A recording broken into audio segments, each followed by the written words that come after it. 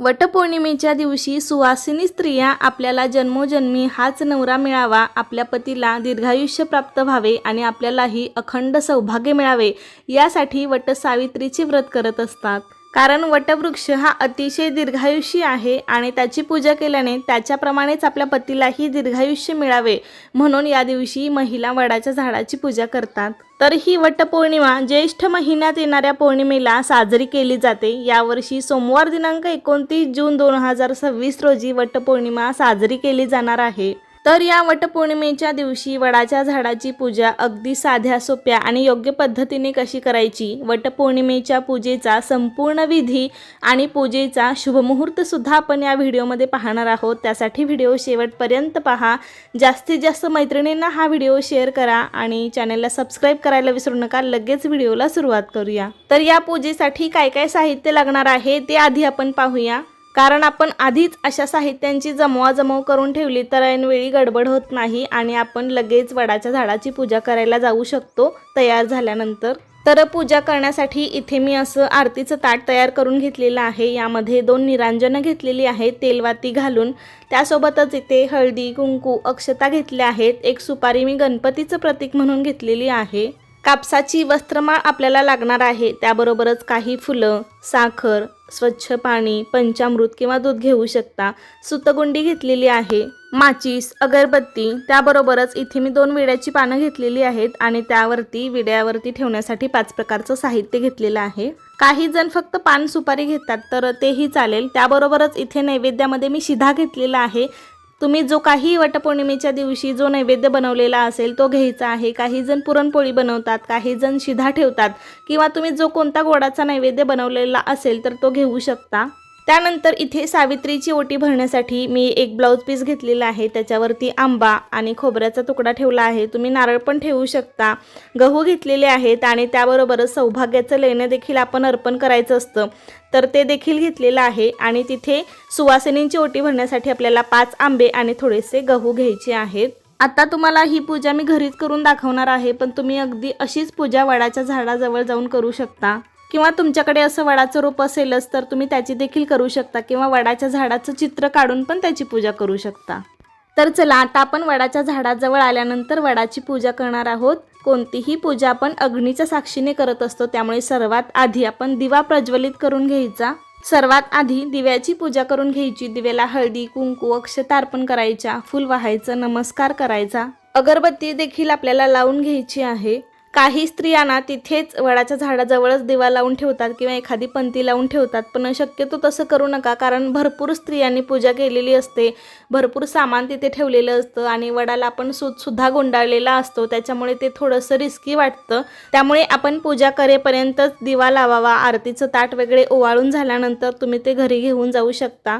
पूजा करण्यापूर्वी स्त्रियांनी स्वतःला हळदी कुंकू लावून घ्यायचं आहे।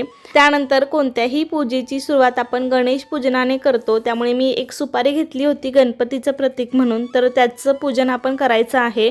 खाली थोड्याशा अक्षता ठेवून त्यावरती गणपती बाप्पांची सुपारी ठेवायची आहे आणि त्यावरती तुम्ही थोडंसं पाणी, पंचामृत आणि पुन्हा पाणी घालून गणपती बाप्पांचा मंत्र म्हणत गणपतींना अभिषेक करायचा आहे। त्याच्यानंतर हळदी, कुंकू, अक्षता अर्पण करायचे आहेत। गणपती बाप्पाला फूल वाहायचं आहे, नमस्कार करायचा आहे। ओम गण गणपते नमः, ओम गण गणपते नमः असा तुम्ही मनातल्या मनात मंत्र म्हणू शकता। अशा प्रकारे गणपतीची पूजा झाल्यानंतर आता आपण वडाच्या झाडाची पूजा करणार आहोत। सगळ्यात आधी वडाची पूजा करण्यासाठी आपण वडाला जल अर्पण करायचं आहे, त्यानंतर पंचामृत अर्पण करायचं आहे आणि त्यानंतर शुद्धोदक स्नानम म्हणजे पुन्हा एकदा जल अर्पण करायचं आहे। त्यानंतर हळदी, कुंकू लावायचं आहे, अक्षता अर्पण करायचे आहेत, कापसाची वस्त्रमाळ घालायची आहे।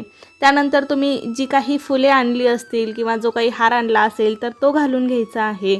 थोडीशी साखर ठेवायची आहे। आपण झाडाला औक्षण करायचं आहे, झाडाला ओवाळायचं आहे। त्यानंतर मनोभावे नमस्कार करायचा आहे। त्यानंतर आपण जे काही साहित्य आणलं होतं ठेवण्यासाठी ते ठेवायचं आहे, म्हणजे 2 विड्याची पानं ठेवायची आहेत। त्यावरती तुम्ही फक्त सुपारी ठेवू शकता किंवा असं विड्याचं 5 प्रकारचं साहित्य ठेवू शकता। त्यावरती पण आपण हळदी, कुंकू, अक्षता वाहायच्या, फूल अर्पण करायचं।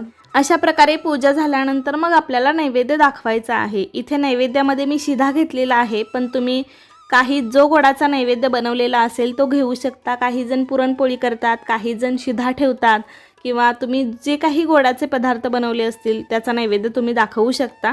3 वेळा आपल्याला नैवेद्याभोवती पाणी फिरवायचं आहे, नैवेद्यम समर्पयामी असं म्हणत. त्यानंतर आपल्याला सावित्रीचं वाण द्यायचं आहे, सावित्रीची ओटी भरायची आहे. कारण या व्रताची सुरुवात सावित्रीपासून झाली होती. सावित्रीने सत्यवानाचे प्राण वटवृक्षाखालीच परत मिळवले होते, त्यामुळे तिला वाण देणं आणि तिची सुद्धा पूजा करणं महत्त्वाचं आहे. त्यासाठी आपण इथे खण ठेवणार आहोत. खण म्हणजेच ब्लाऊज पीस ठेवायचा आहे आणि सावित्रीची ओटी ही आंबा आणि गव्हाने भरली जाते, त्यामुळे गहू आणि आंबा त्याच्यावरती आपल्याला ठेवायचा आहे. त्यानंतर सौभाग्याचं लेणं सावित्रीला अर्पण करायचं आहे. त्यामध्ये कुंकवाचा करंडा, बांगड्या, गरसोळ म्हणजेच काळ्या मण्यांची पोत हे सर्व शृंगाराचं साहित्य अर्पण करायचं आहे. या दिवशी बाजारामध्ये तुम्हाला अशी पुडी मिळते शृंगाराच्या साहित्यांची, ते पण तुम्ही अर्पण करू शकता. कारण ही पूजा आपण आपल्या सौभाग्यासाठी करत असतो, त्यामुळे आपण शृंगाराचं साहित्य अर्पण करायचं आहे. त्यानंतर मनोभावे नमस्कार करायचा आहे आणि आता आपण वडाला सूत गुंडाळणार आहोत. म्हणजे ही सूतगुंडी वडाला बांधायची आहे आणि 7 प्रदक्षिणा घालायच्या आहेत. चला तर मग सुरुवात करूया.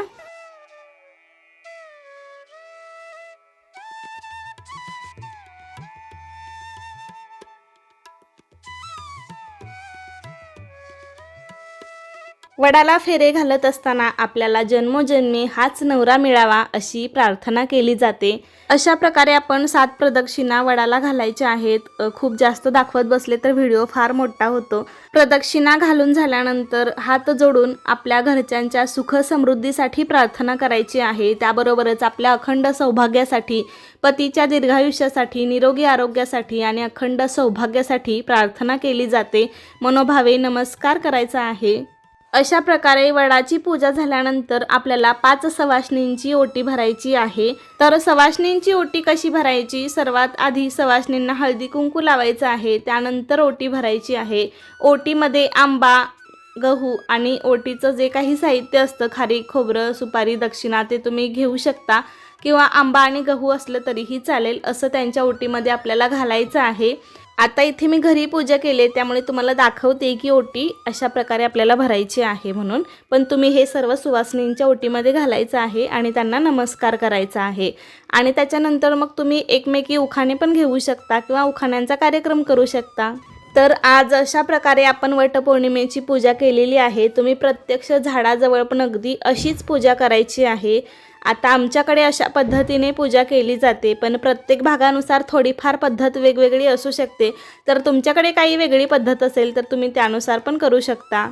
कारण ना कोकणामध्ये किंवा कोकणी स्त्रिया ज्या असतात ना, त्या वडाच्या झाडाच्या पानामध्येच 5, 7 किंवा 9 प्रकारची फळं घालून ती 5 किंवा 7 सवाष्णींना देतात. मग त्यामध्ये करवंद, आंब्याच्या फोडी, फणसाचे गरे, जांभळं असं काही असतं किंवा काही जण खण, त्यावरती आंबा, गहू, ओटीचं साहित्य अशा पद्धतीने पण स्त्रियांची ओटी भरतात. अशा प्रकारे आपल्या पद्धतीनुसार आपण थोडाफार बदल नक्कीच करू शकतो.